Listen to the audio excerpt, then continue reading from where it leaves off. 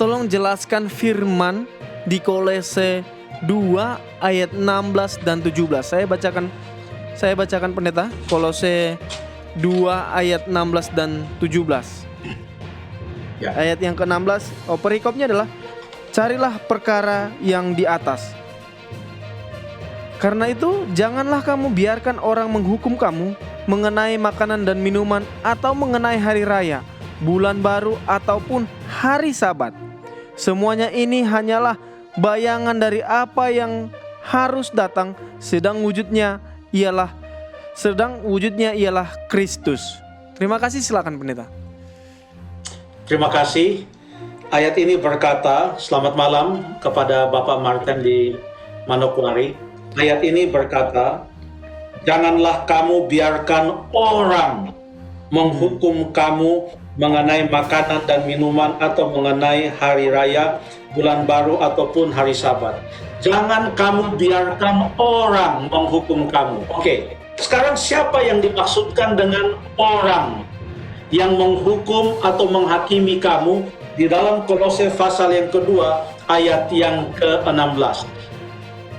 Kita tolong bayangkan, coba kita bayangkan, Paulus menulis surat kepada jemaat yang ada di Kolose, dan dia katakan kepada mereka, kepada jemaat di Kolose, jangan kamu biarkan orang menghukum kamu. Lalu waktu Paulus menulis demikian, jangan biarkan orang menghukum kamu, tentu orang Kolose sudah tahu siapa orang atau orang-orang yang dimaksudkan oleh Paulus. Oke, kepada siapa Paulus menulis surat ini?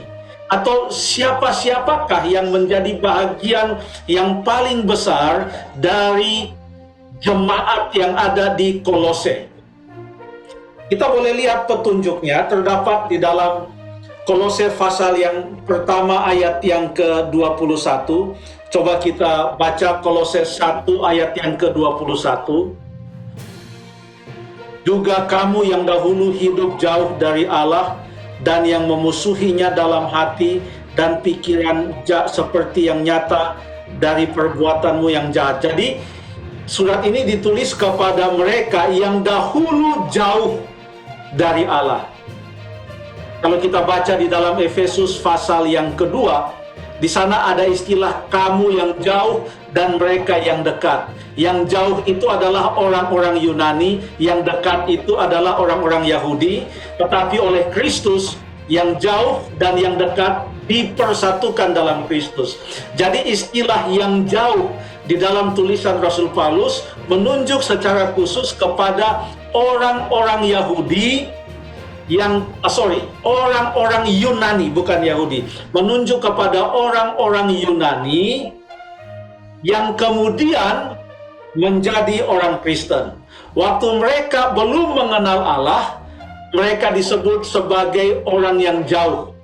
Setelah mereka mengenal Allah, maka dan menerima Yesus, mereka menjadi orang Kristen, menjadi satu dengan orang Kristen yang juga berasal dari orang Yahudi. Jadi Yunani dan Yahudi bersatu menjadi orang Kristen di dalam Yesus Kristus. Mungkin satu petunjuk lagi kepada siapa Paulus menulis akan surat Kolose ini. Kita baca dalam Kolose 1 ayat yang ke-27. Kepada mereka Allah mau memberitahukan betapa kaya dan mulia rahasia itu di antara bangsa-bangsa lain, yaitu Kristus ada di tengah-tengah kamu. Kristus yang adalah pengharapan akan kemuliaan. Jadi kamu adalah bangsa-bangsa lain dan Kristus ada di antara kamu. Oke, sekarang kita sudah mempunyai gambaran bahwa jemaat yang ada di Kolose pada umumnya terdiri dari orang-orang dari bangsa-bangsa lain atau orang-orang Yunani yang menjadi Kristen. Sekarang Kolose 2 ayat yang ke-16 mengatakan, janganlah kamu biarkan orang menghukum kamu. Hai orang-orang Kristen yang berasal dari orang Yunani. Hai umat Allah yang dari bangsa-bangsa lain, yang bukan dari orang Yahudi. Jangan biarkan orang menghukum kamu. Dengan demikian, yang dimaksudkan dengan orang yang menghukum kamu di sini adalah orang-orang Yahudi yang selain apa yang telah diajarkan oleh Yesus Kristus, selain apa yang telah diajarkan oleh rasul-rasul kepada orang-orang Kristen, mereka masih mau memaksakan hal-hal yang lain lagi. Bahkan jikalau orang-orang Yunani yang telah menjadi Kristen itu tidak mau mengikuti apa yang mereka paksakan untuk diikuti, maka mereka akan menghakimi, mereka akan menyatakan kalian bersalah dan lain sebagainya. Dan penghakiman ini datangnya dari orang Yahudi, bukan dari Tuhan. Kan demikian. Contoh yang sederhana tentang apa yang terjadi pada zaman rasul-rasul. Dalam Kisah pasal yang ke-15 ayat 1 dikatakan di sana, beberapa orang datang dari Yudea ke Antiokhia dan mengajarkan kepada saudara-saudara di situ, jikalau kamu tidak disunat menurut adat istiadat yang diwariskan oleh Musa, kamu tidak dapat diselamatkan. Apa yang terjadi? Orang Yunani sudah jadi Kristen, sudah menerima Yesus Kristus sebagai Tuhan dan Juru Selamat mereka. Mereka mau mengikuti perintah-perintah Tuhan. Bahkan dalam kitab Kisah Para Rasul, mereka berbakti pada setiap hari Sabat. Mereka berkumpul pada setiap hari Sabat. Orang-orang Yunani yang menjadi Kristen ini. Lalu orang Yahudi mengatakan kepada mereka, itu tidak cukup. Kalian bersalah karena masih ada yang kalian belum ikuti. Apa itu? Daftarnya mereka sebutkan di dalam Kolose pasal yang kedua tadi, ayat yang ke-16, yaitu menghukum kamu mengenai makanan dan minuman, atau mengenai hari raya, bulan baru, ataupun hari Sabat. Apa semua ini? Ada makanan, minuman, hari raya, bulan baru, ataupun hari Sabat. Mungkin pertanyaan yang paling ditanyakan di sini adalah, ya sudah, kalau jangan biarkan orang menghukum kita karena hari Sabat, ya kita boleh berbakti pada hari apa saja. Sabat yang mana yang dimaksudkan di dalam Kolose 2 ayat yang ke-16? Itu yang menjadi pertanyaan. Sabat yang mana? Karena kalau kita melihat kembali di dalam Alkitab Perjanjian Lama, ada dua macam sabat. Yang pertama adalah sabat yang adalah bahagian dari 10 perintah Tuhan. Dan 10 perintah Tuhan itu adalah hukum Tuhan yang diberikan bukan hanya untuk orang Israel, tetapi diberikan kepada semua kita manusia. Itu adalah sabat yang pertama. Perintah yang keempat mengatakan, ingatlah dan kuduskanlah hari Sabat.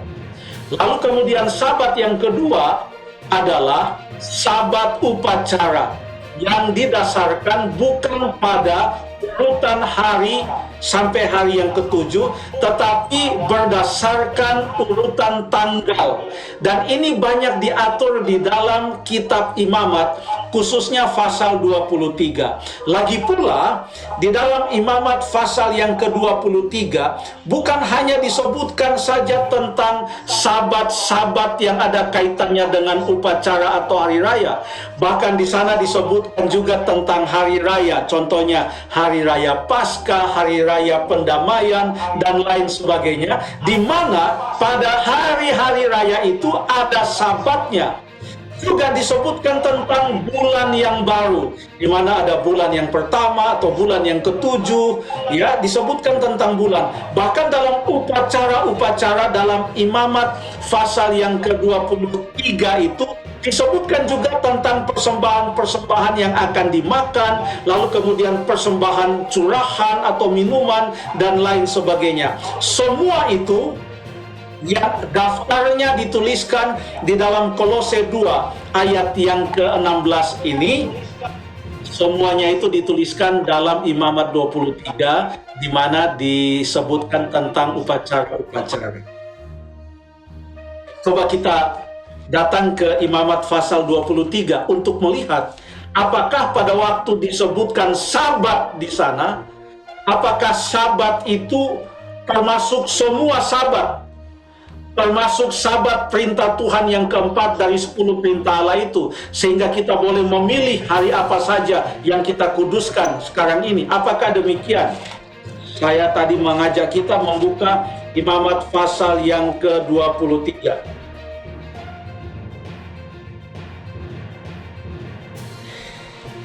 Kita buka Imamat 23, saya mau kita baca ayat yang keempat.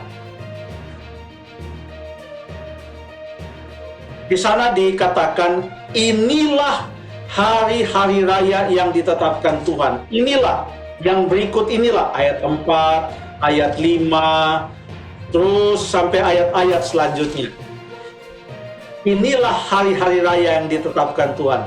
Namun sebelum ayat 4 yang menyebutkan inilah hari-hari raya yang ditetapkan Tuhan, sudah ada instruksi di dalam ayat yang ketiga yang mengatakan, ayat yang ketiga, Imamat 23 ayat 3, 6 hari lamanya boleh dilakukan pekerjaan, tetapi pada hari yang ketujuh haruslah ada Sabat, hari perhentian penuh, yakni hari pertemuan kudus. Hari Sabat, hari yang ketujuh ini tidak termasuk kepada hari-hari raya yang dimulai pada ayat yang keempat. Nah, sekarang setelah menyebutkan semua hari-hari raya itu, maka pada ayat yang ke-37, ayat 37 mengatakan, itulah hari-hari raya yang ditetapkan Tuhan. Yang tadi di atas itu, dari ayat 4 sampai ayat 36 itu, itulah hari-hari raya yang ditetapkan Tuhan. Baca sekarang ayat yang ke-38. Ayat 38 mengatakan, belum termasuk hari-hari Sabat Tuhan. Jadi semua yang ada dalam hari-hari raya itu, termasuk di dalamnya ada Sabat upacara, lalu ada bulan baru, ada hari raya, itu belum termasuk hari-hari Sabat Tuhan. Hari-hari Sabat Tuhan yang mana? Inilah Sabat Tuhan dalam 10 perintah Allah.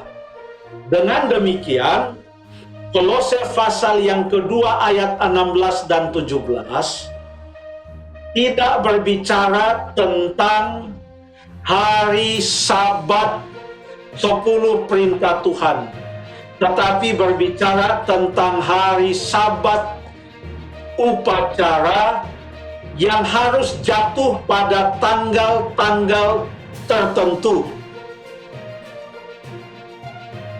Itu yang dimaksudkan dalam Kolose pasal yang kedua, ayat yang ke-16 dan ayat yang ke-17. Mari kita ikuti hanya yang Allah perintahkan, termasuk 10 perintah Tuhan, di mana kekudusan hari Sabat, hari ke-7 berdasarkan penciptaan disebutkan.